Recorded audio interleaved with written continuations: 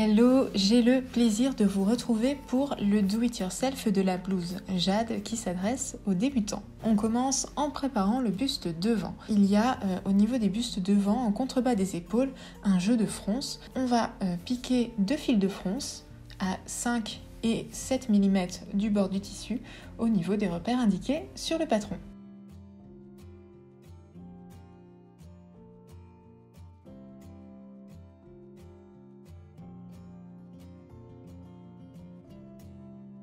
L'idée, ça va être ensuite de froncer afin que la longueur de contrebas d'épaule soit égale à celle de l'empiècement.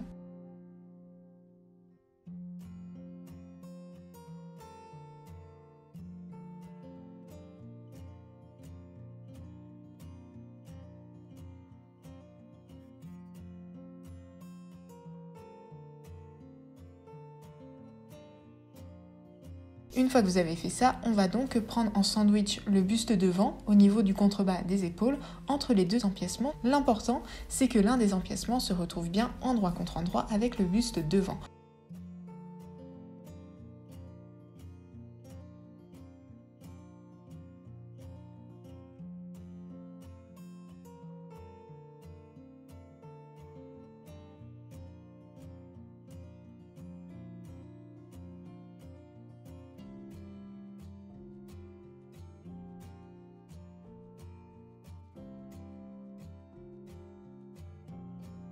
Au fer, vous repassez la couture précédemment réalisée. Si jamais vous avez des fils de fronce qui dépassent, c'est une possibilité, vous pouvez les enlever à l'aide d'un découvite.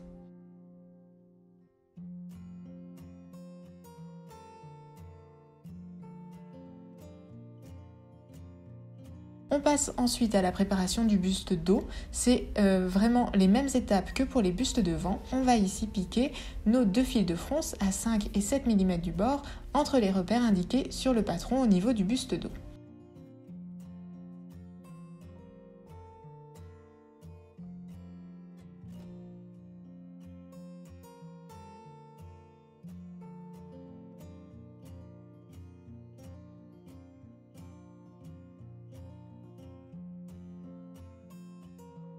On réalise nos fronces de façon à ce que le buste dos soit d'égale longueur à l'empiècement dos.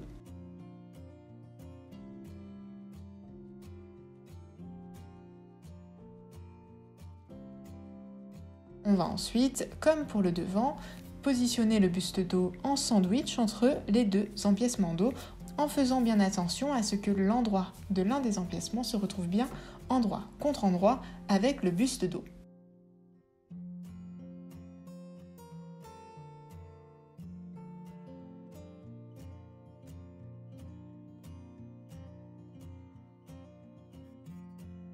On épingle ensuite tout le long et on va pouvoir piquer à la machine avant de repasser au fer comme pour le buste devant.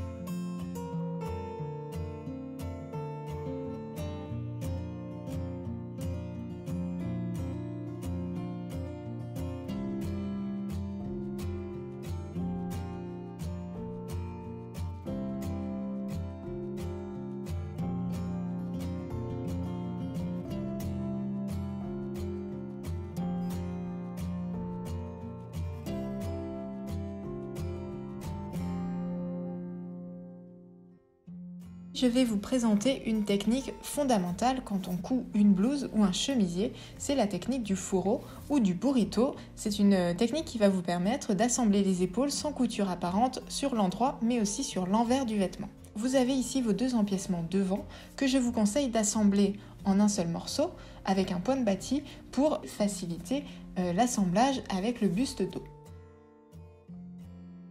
On prend ensuite son buste dos, le côté endroit du vêtement, on va le plaquer contre l'endroit du buste devant par les épaules. Vous avez à ce stade 3 épaisseurs, les 2 empiècements devant et l'endroit de l'empiècement dos.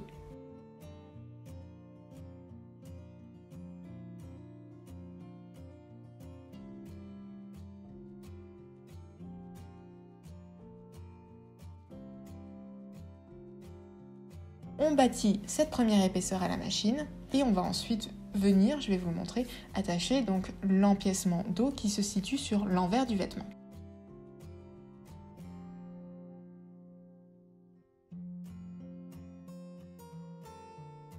Regardez bien, on va faire en sorte que l'empiècement dos se retrouve lui aussi endroit contre endroit avec l'empiècement qui se trouve sur l'envers du vêtement.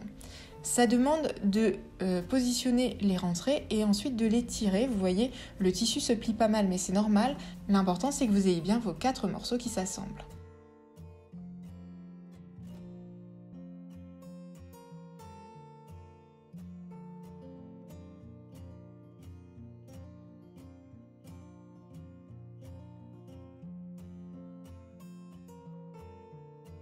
Ici, je vous conseille de piquer sur le côté où vous voyez la couture qu'on a réalisée au tout début, celle qui solidarisait l'endroit de l'empiècement dos avec les 2 empiècements devant. On pique et là, quand vous allez défaire le fourreau, vous voyez qu'il n'y a bien aucune couture visible à la fois sur l'endroit et sur l'envers du vêtement. Je vous invite ensuite à repasser cette couture.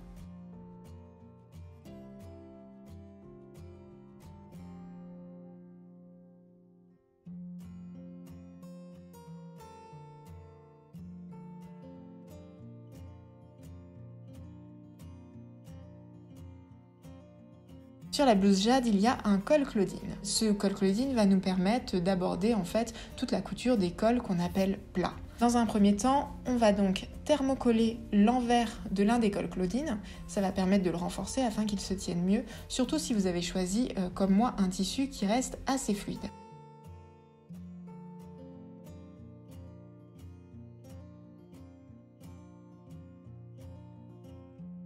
On positionne ensuite nos 2 cols, endroit contre endroit, et on va ensuite épingler tout le bord extérieur. Le seul bord qui n'est pas épinglé, c'est le cercle à l'intérieur.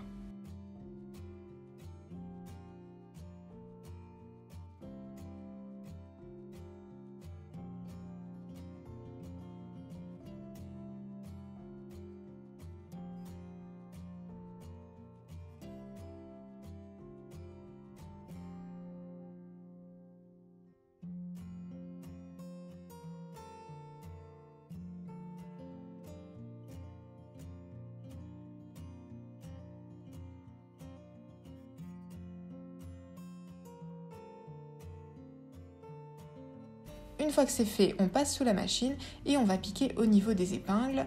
Quand vous arrivez à un arrondi, vous plantez votre aiguille, puis vous relevez votre pied de biche, comme ça vous pouvez faire pivoter le tissu. Ensuite, vous reposez votre pied de biche et vous pouvez poursuivre la couture. Ça va vraiment vous aider dans la couture des arrondis, que ce soit pour des cols Claudine ou alors pour des ourlets.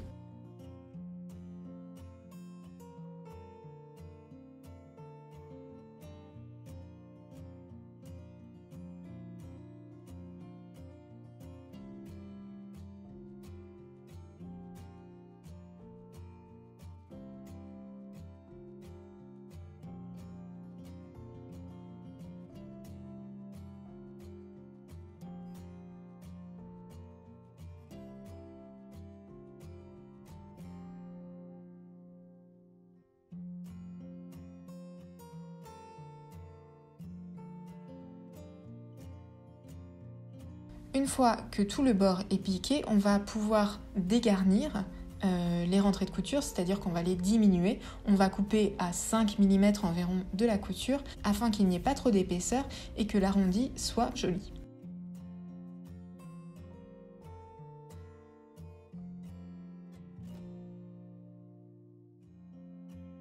Une fois que cela est fait, vous retournez votre col sur l'endroit et vous allez repasser au fer pour bien le marquer.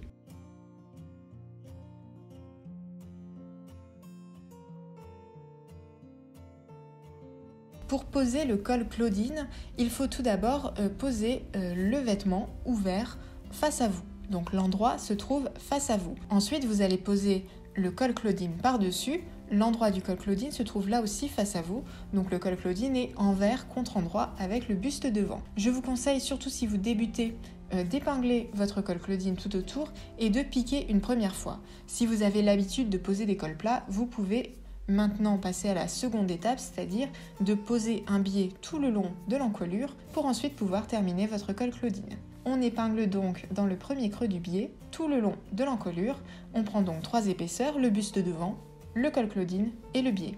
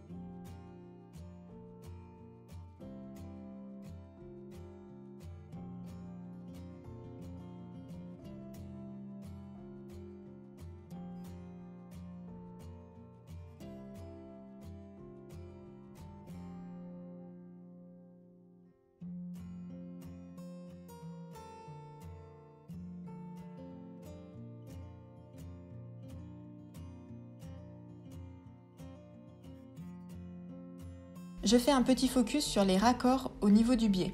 Pour raccorder un biais, vous allez voir, quand on a terminé d'épingler toute l'encolure, on se retrouve avec 2 extrémités qu'on va plaquer endroit contre endroit et on va coudre vraiment au ras du vêtement.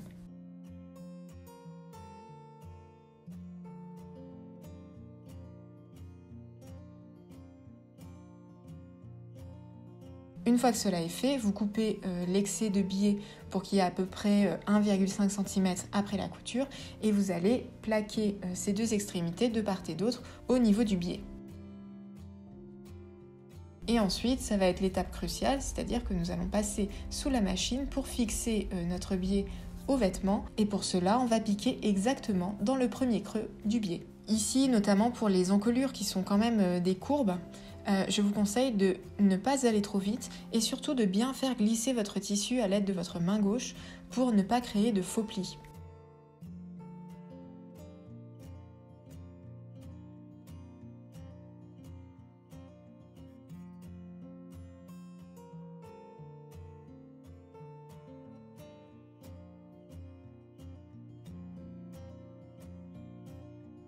Vous pouvez dégarnir un peu les rentrées de couture au niveau du biais pour que le rentré fasse bien 1 cm, notamment au niveau des coutures d'épaule.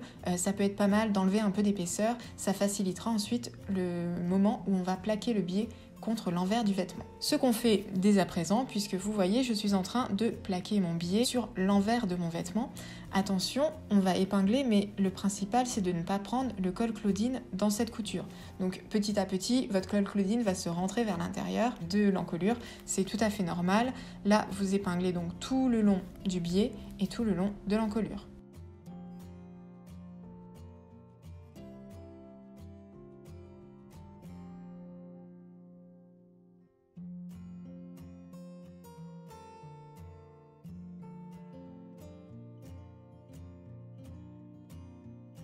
Vous voyez ici, hein, mon col Claudine n'est pas pris dedans et ensuite on va coudre à 2 mm du bord du biais.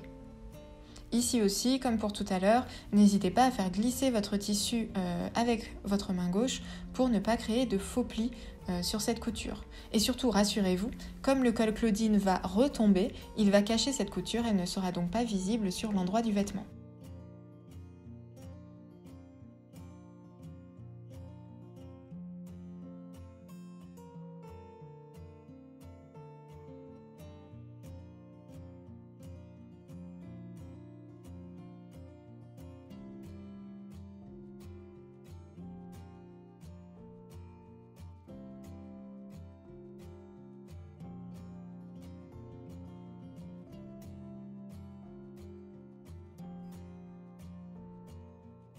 On continue l'assemblage de notre blouse en assemblant le buste dos et le buste devant par les coutures de côté. Pour cela, on les positionne donc buste devant et buste dos endroit contre endroit. On épingle tout le long des côtés, côté gauche et côté droit, et puis on va piquer à la machine.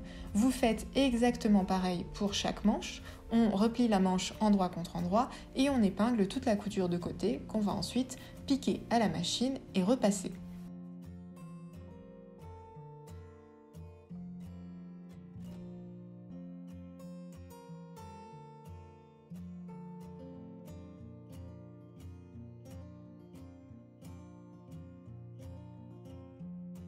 Vous pouvez ensuite commencer à piquer les 2 fils de fronce à 5 et 7 mm du bord au niveau de la tête de manche. Ici, il y a les repères inscrits sur le patron.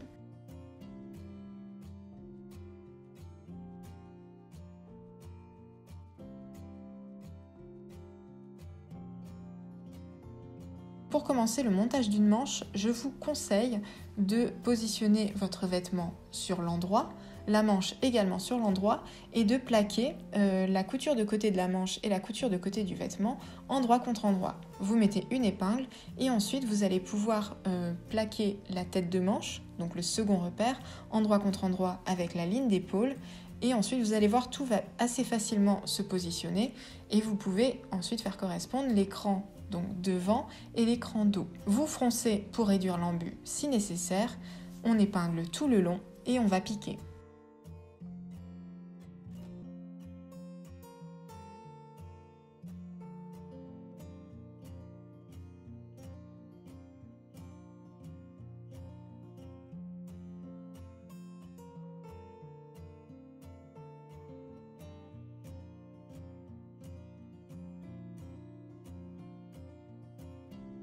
L'ouvrage est bientôt terminé, il ne vous reste plus qu'à coudre l'ourlet que vous pouvez faire classique, rouloté ou bien mousseline selon votre tissu.